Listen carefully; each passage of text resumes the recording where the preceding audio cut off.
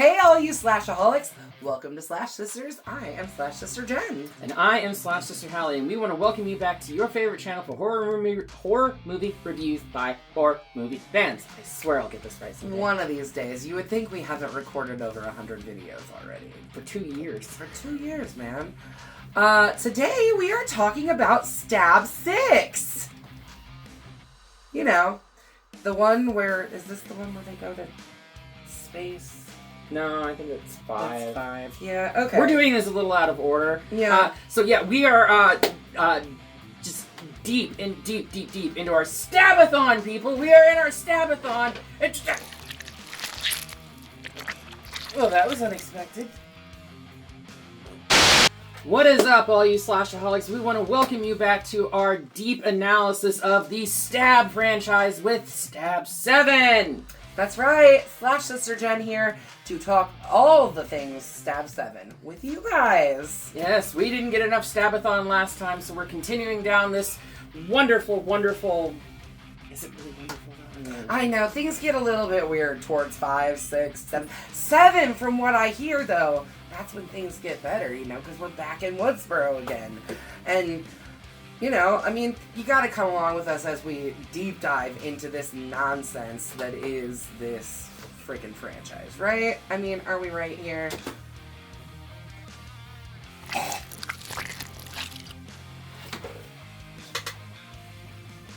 That too was also unexpected.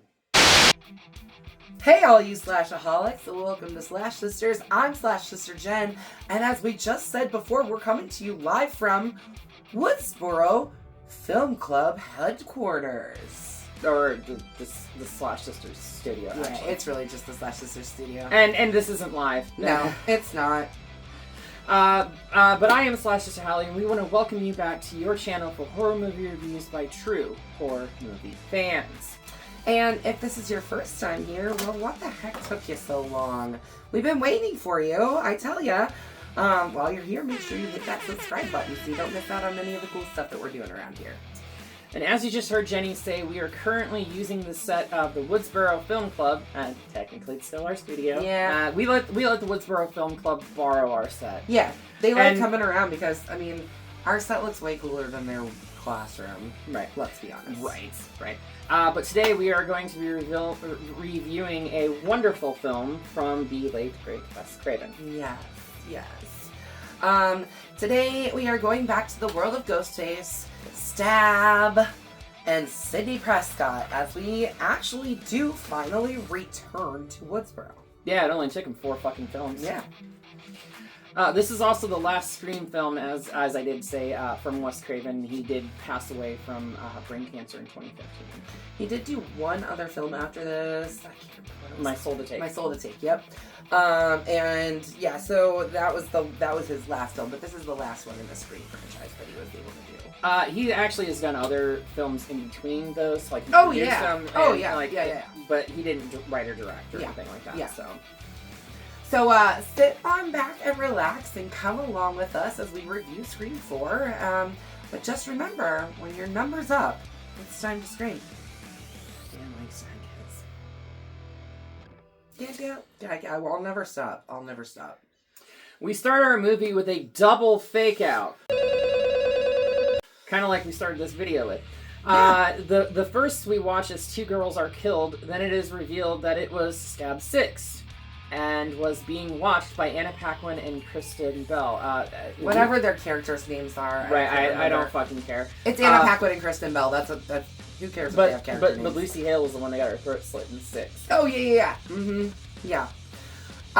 So they make some commentary about how it's always the same recycled crap that they keep using in the Stab films over and over and over again, and that it's just so fucking predictable.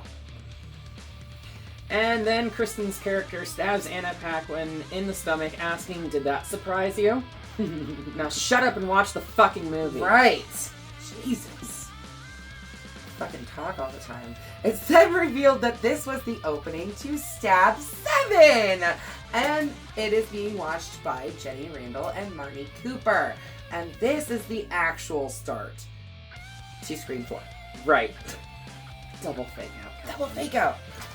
It's illogical. It begs the question that if the beginning of stab 7 is stab 6, then is the beginning of stab 6 stab 5? And if so, what is stab 4 about? The girls then start receiving calls from Ghostface, and the classic Scream opening is finally underway with lots of Ghostface chasing and even a garage door nod. Yeah. Stab 5 has time travel, which is by far the worst. I hate to break it to you, though, even in 2010, there were fucking sensors on garage doors Yeah. that would prevent it from shutting down with somebody crawling There through was it. sensors in 1996 when Tatum's ass tried to climb into that thing. She crawled through the doggy door, though. Yeah, but it still would have sensed how much weight was on it and You would would not have think. closed. You would have thought. Would not have You would have thought. opened. You would have thought. Sorry. They were smart enough in 1996. Anyways, the next morning, friends Jill, Kirby, and so they get killed. Marty gets offed. Jenny gets chased to the garage and then is systematically smashed by. Well, it's Garage like door, smashes down on her and then he like stabs her. Yeah. Whatever. So the next morning, friends Jill, Kirby, and Olivia are on their way to school when they all say that they had received phone calls from Trevor. Well, Kirby didn't. Kirby did not. No, she actually did receive a call from Trevor. Trevor called her wondering why Jill won't answer her phone, blah, but blah, she didn't blah. receive, because the other two got a call from actual Ghostface. Right. Right. Ghostface. Right, right, exactly. So... Jill then receives a call from Ghostface, who begins taunting her. Yep. We then cut to Sydney Prescott, who has returned to Woodsboro to promote her self-help book. What is it called? Out of the Darkness? Yeah, I think Yes, so. Out Yeah. of the Darkness. With her publicist, Rebecca Walters. That was a high-strung piece of shit. Well, the town is apparently decorated for the 15th anniversary of the events of what happened in the first Scream film. Well, I guess today is the anniversary. Kids. Yeah, I don't know not that it's really, I don't think necessarily it's supposed, decorated. Yeah, it's not supposed to be decorated. I think, Right. Like, Dewy makes some comment about stupid fucking teens. And, Right, and only 25 more to go is what... Yeah, and like... One generation's tragedy is the next one's joke. So after evidence is found in her rental car, Sydney becomes the prime suspect for the murders of Jenny and Marty. Basically, like, Dewey shows up at the bookstore, where... A cell phone has been tracked to that location. He asks everyone to shut the fuck up. Yeah. And he starts calling the cell phone, and they discover that it's in Sydney's car. It's in Sydney's rental. Right. And then they open it, and it's bloody books. Posters, all over, and right. We find out that Jill is the cousin of Sydney Prescott. Jill, Kirby, and Olivia are at the police station to report the weird phone calls they had received. Yeah, so at this point, all three of them have received phone calls from Ghostface. Not Kirby. Not Kirby. Kirby. Because she said, I didn't receive a phone call from Ghostface. Does that mean I'm next? Does that mean I'm next? What does that mean? Kirby, okay, first off, Kirby is us. For the in a most way. part. Yeah. Basically, like, if you took Kirby and, if you I took wasn't Kirby that and popular Randy in high school. I really wasn't. But yeah, if you took Kirby and Randy and rolled them into one, that's us. That is us. We're 100% those characters. Kirby, just knows so much about horror movies, and I love it. There is a scene at the end, which we will get to, where she just shows off her horror knowledge. It made me fall in love with Kirby. Mm-hmm. Anyway, so yeah, there's this whole scene where they're sitting in the office, and she says something like, It was the killer's voice. From Stab? Or, from your life. cause she's talking to Sydney, and it's such an awkward conversation. She looks so... I love it. Anyway, I love it. Carrying on, the girls are questioned about their calls by our boy Dewy, who is now the town's sheriff. And is walking without a fucking limp or a gimp arm. No. He does kind of walk with his arm. Not gimpy, but definitely with his arm on his side a lot through the movie. He's not he can't move it or anything though. Anyways, he's now the town's sheriff, and his deputies, Hicks, Perkins, and Haas, assist him in the case. Hicks was apparently in the same class as all of them. Yes, because she talks to Sydney later in the film, talking about how she used to sit behind her. Right, they were in drama club together too. Yeah. Next, we see Gale. She and Dewy are now married, have been married for about 10 years, I think is what they said, which would track. That tracks, yep. Scream 3 came out in 2000, so yeah. Yep. And they're both currently living in Woodsboro. She is currently also trying to work on a new book, but struggling on what the fuck to write. Yeah. So Gale ends up coming to the police station to try and insist on assisting with the investigation. Right. Yeah. You know something I forgot? I totally meant to bake you some lemon squares. And then your lemon squares taste like ass. Sheriff, you're not cheating on your wife if you eat my lemon square. They don't. If you know this film, you know that's a line from it. Anyway. So Gale comes to the police station to try and assist with the investigation. Right. This is what I know how to do. That night, as Sydney stays over with Jill and her Aunt Kate, the girls receive a call from Ghostface, who then brutally murders Olivia as the girls look on from the next door whilst watching one of my favorite films of all time, Shaun of the Dead. Yes! How's the movie? There's so many good movie references in this one. I mean, that's Scream for you. That's what they do. Mm-hmm. That's what they do.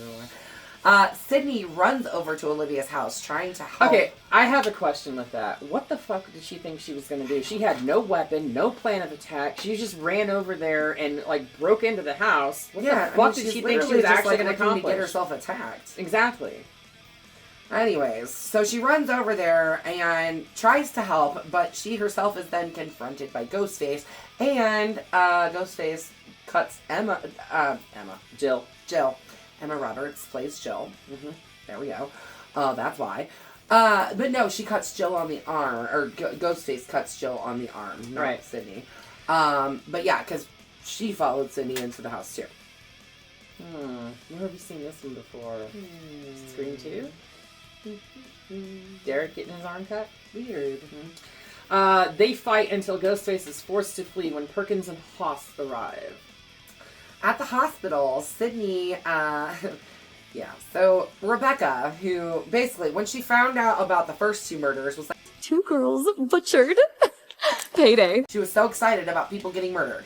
Anyways, so... Bad publicist. Yeah, so her publicist, again, tries to basically kind of say, this is great, this is awesome, and Sydney's like, fuck you, you're fired. But yeah, she basically learns that she's trying to exploit the murders to increase her book sales. And so she fires her. While Rebecca is leaving the hospital, she is called by Ghostface and then murdered by Ghostface by being thrown off the parking garage and landing onto a reporter's van below. And probably one of the coolest death scenes that I've seen in the Scream franchise. I would agree. This one's got a pretty good one. Mm-hmm. It's got quite a few pretty good ones in it. Mm-hmm. Gale decides to go rogue at this point because Dewy has decided that he doesn't want her help. I mean, she's not really a reporter anymore. Right. So he does have a point in kind of cutting her out. But Gale wrote the fucking book on it. I mean, literally, she wrote the fucking book on it. Multiple books. So, I mean, come on. Why he's cutting her out, I do not know. But she's basically like, I wrote this fucking book, you guys. I know what I'm doing, and if you don't want my help, then I'm gonna do it myself. Pretty much. She enlists the help of 2 high school movie fanatics, Charlie and Robbie, who run the Woodsboro Horror Film Club, or Woodsboro Film Club, I think is what I think it's just Woodsboro Cinema Club. Yeah, something like that. With the promise that she would bring Sid to one of their meetings, Charlie and Robbie agree to help her.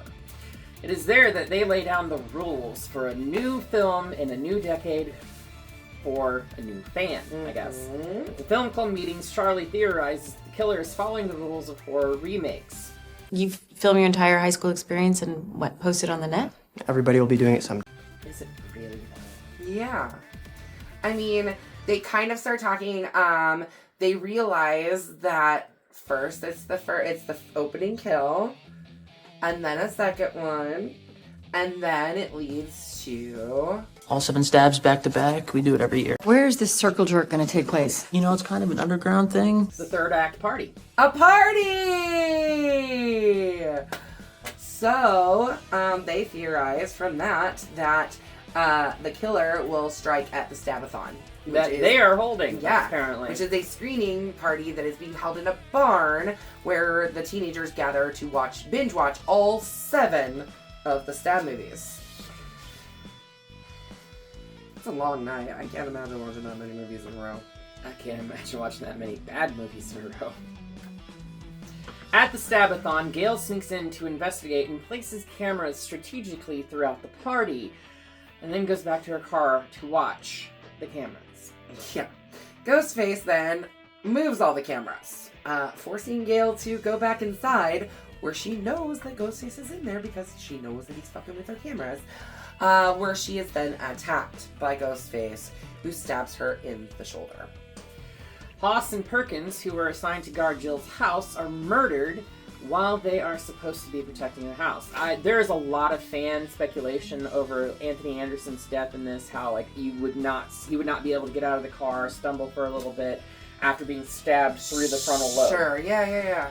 Wes Craven did his fucking research, people. He actually found a case of somebody getting stabbed exactly in the same way that was able to live for like another minute or 2 before finally succumbing to the... Wow. Basically what had happened is that the brain didn't register the damage yet. Yeah. And the brain was still forcing the body to move. Gotcha. And then like eventually like you bleed out. Yeah. So something else that's rather interesting, right before Perkins, Perkins is played by Anthony Anderson, right? Or is he? Yes.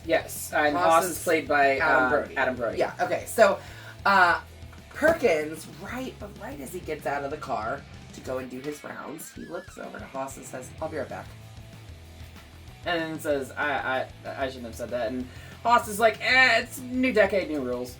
Yeah, well then he still ended up getting killed. You could come back and my throat will be slit. Yep. That's literally the conversation. Yep. But, yeah.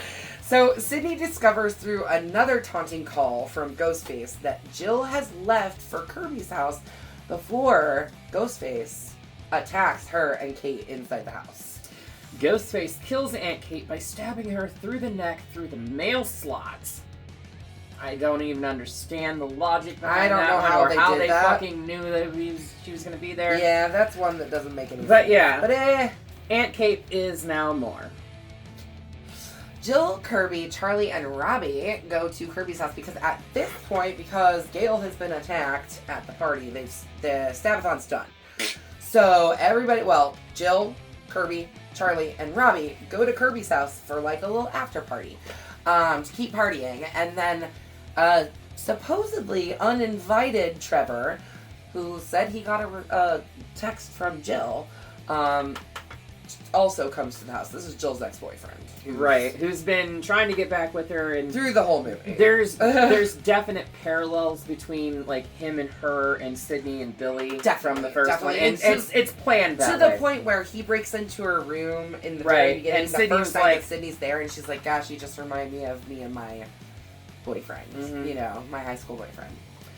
Ghostface strikes, killing a very drunk Robbie. Who claims to be gay. Because that's the only way you can survive in this new franchise, is that you have to be a gay character. Yeah. Virgins can die, Sid can die. Wait, no. You can't, there's rules. I'm gay. The only way to survive is to be gay. Well, apparently not. And I don't think he was actually gay because he was talking about hooking up with girls. Oh yeah, no, totally. Anyways, Sydney arrives to leave with Jill, but they are both then chased by Ghostface. As Sydney calls Dewy and tries to find Jill, Kirby frees Charlie, who was bound and gagged, very similar to Steve in the opening of the original Scream. So actually what happens is... she actually gets a call from Ghostface. Yeah, this is like probably one of my favorite scenes. Right, to be completely honest. It's a throwback to Scream 1, for sure. Oh, 100%. Big time. But she goes through the rigmarole of like answering questions, and the last question that Ghostface asks is like, what remake? Halloween, Texas Chainsaw, Dawn of the Dead, The Hills Have Eyes, Amityville Horror, Prom Night, Black Christmas, House of Wax, The Fog, Piranha. It's one of those, right? I mean, even the House of Wax, like even down into like some of House the of weird, Haunted Hill, obscure ones, right. Yeah, and just like goes off. She's like, it was one of them, right? It was one of them, right? And like he hangs up the phone, and she's able to go out and like rescue Charlie, who's played by Rory Culkin of all people. I love Macaulay Culkin's younger brother. I love Rory Culkin, you guys. Anyway, maybe that's why I like this movie so much. Anyway, I like this one. Anyway, carrying on. While saving him, though, he immediately stabs her. Not before saying 4 years. 4 years. And now you decide to make a move? 4 years of classes together, and you notice me now? Yeah, this is what making a move is. And stabs her in the stomach. Yeah. Presumably leaving her for dead. In fact, James A. Janisse counted her for dead on the original kill counts. Yep. But anybody that's seen the newer movies knows that she's not. Right. She grows up to be an FBI agent. Mm-hmm. Inside the house, Sydney is confronted by Charlie and a second Ghostface who takes off their mask, revealing themselves to be... Jill! What? Hello, Sydney. Surprised? Right? It's also interesting to note here, too, that Trevor is very similarly dressed to Sydney's father from one. Yep. Right down to the polo, the jacket. Yeah, because there's supposed to be similarities. They're supposed to line up. Mm-hmm. Yeah, so she admits to masterminding the murders out of jealousy from the fame that Sydney got from surviving the previous killing sprees. How fucked is that? That is very fucked. That is so fucked. And so fucking stupid of a plot device. You know, a motive. What? Now she wants to get clout as the victim and sole survivor, stabbing Charlie and, you know, effectively killing him because sole survivor gets better credit than, you know, two Old school, like Billy and Stu. survivors. Yeah, so she, like, kills Trevor, kills Charlie, stabs both of them to death, like, basically trying to pin it on Trevor and Charlie. Like, they're the killers. Right. I don't need friends. I need fans. Yeah. But Right. then But she stabs fucking Sydney. And, I don't know, she thinks she's dead. She thinks she kills her. But come on, she stabs Sydney one time. One fucking time. You really think you're gonna kill Sydney fucking Prescott with one stab? She's been through 3 fucking movies already, okay? What happens next is downright unplausible, but fucking hilarious nonetheless. Jill pulls a full-on Tyler Durden from Fight Club, if you've ever seen that, and throws herself all over the house, beating herself up, ramming the knife into her fucking shoulder, takes Trevor's dead hand, rips out her own hair, scratches her face with his fingernails, and all this other stuff. Oh, the scene where she throws herself up on top of the table is that's so Fight Club. It's straight up exactly Fight Club. Exactly. Yeah. And then proceeds to crawl her ass over to Sydney and pose herself in the exact same fucking pose, mirroring her. Yep. Yeah. Dewy and the police then arrive just in time to save sweet, sweet Jill. And Sydney and Jill are taken to the hospital. Sydney and Jill. Because she thinks she killed Sydney. While Dewey's talking to Jill, he informs her that Sydney has survived, but it's kind of touch and go. They don't really know if she's going to live or not. Yeah. An enraged Jill goes to Sid's room and makes a final attempt to kill her. It's also interesting to note that when you're in a hospital, you are only wearing a fucking gown. Both of them had fucking pants on. Yeah. And I understand that for practicality purposes, because of the fight choreography and everything, they're... Who are you? Michael fucking Myers? Right, but like you don't even get to wear underwear half the time. Typically, no. Yeah. I've been in a hospital for long periods of time. Yeah, it's not fun. I have to. Yeah. Anyways, while Dewy is, Gale and Dewy are talking. And when Dewy was talking to Jill, she said something. If I ever write a book one day, I'd want her to write it with me. We'd be a good team with our matching wounds and all.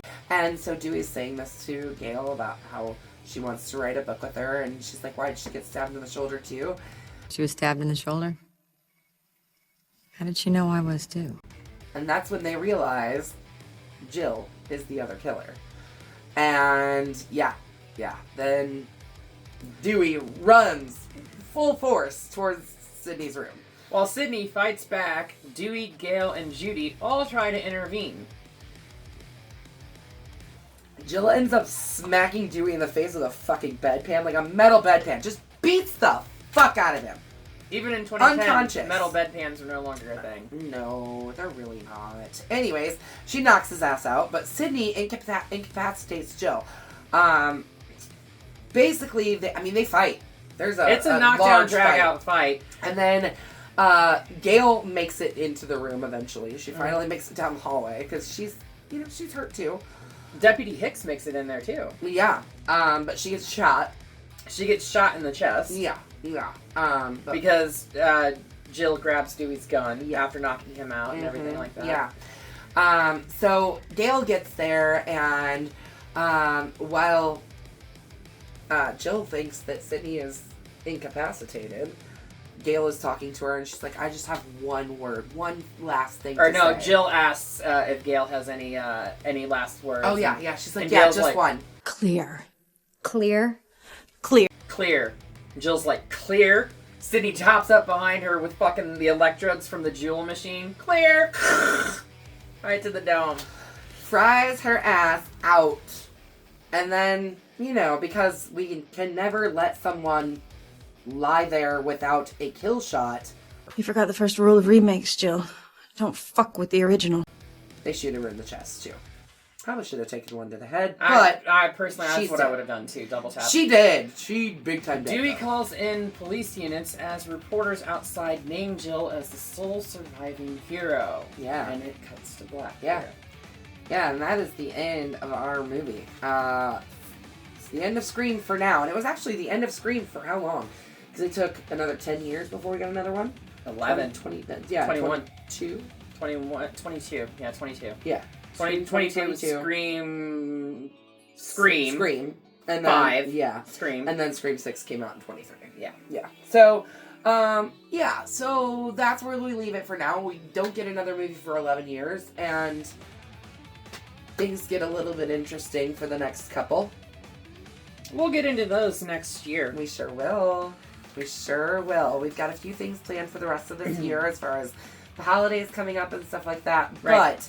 But, we will definitely be finishing out the Scream franchise very soon. At least for now, because they are making Scream 7. They are. So, ultimately, I have a problem with Jill's motive and honestly the actress that they had playing her, Emma Roberts. While I do like her as on a whole as an actress, she's great in American Horror Story. Yeah. She was fucking terrible in this. Yeah, she overacted it. She hammed it up, and the whole fucking motive behind her was just stupid. Yeah. It was just fucking dumb. Yeah, and what was Charlie's motive? To get the girl at the end, I guess. I guess.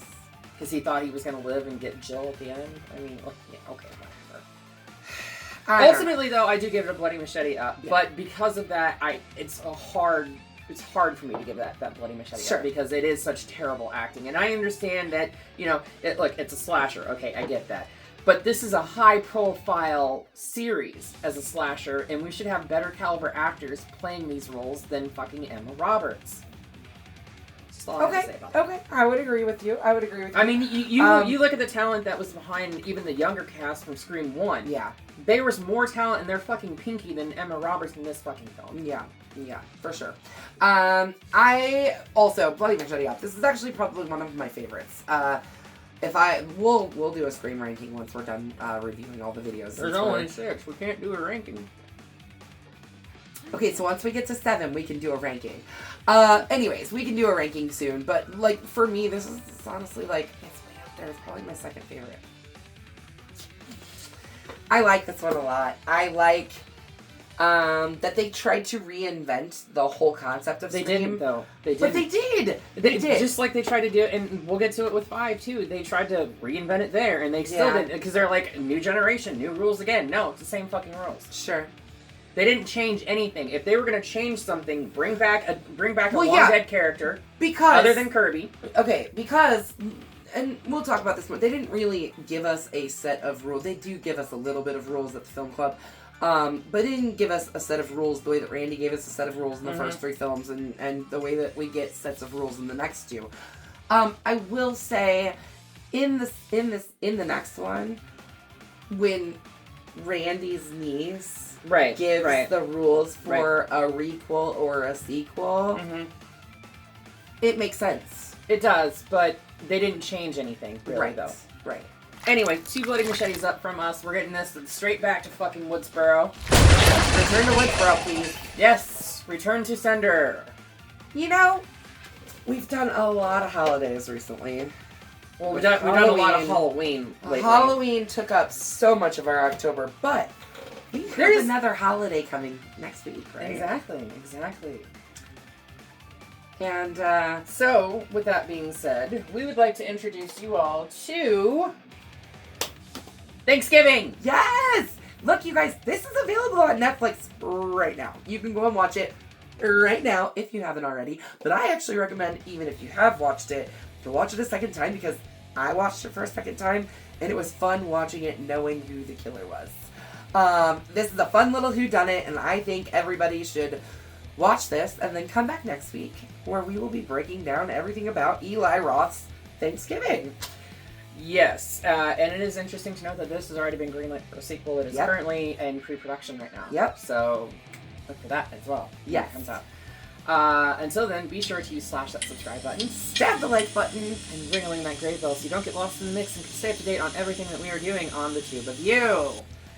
And until next time, we will see you all in the afterlife.